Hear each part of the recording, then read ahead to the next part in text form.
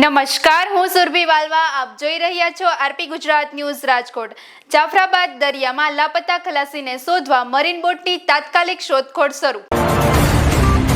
ગત 23 નવેમ્બરે આણંદ સાગર નામની બોટમાંથી જાફરાબાદથી આશરે 15 નોટિકલ માઇલ દૂર ખલાસી યશવંત બારૈયા લાપતા થયો હતો. ધારાસભ્ય હીરા સોલંકીના સૂચન પરથી મરીન બોટને તાત્કાલિક શોધખોળ માટે દરિયામાં મોકલવામાં આવી. લાપતા માછીમારના પરિવારજનોની હાજરીમાં મરીન બોટ દરિયાકાંઠાના વિસ્તારોમાં સતત સર્ચ ઓપરેશન ચલાવી રહી છે.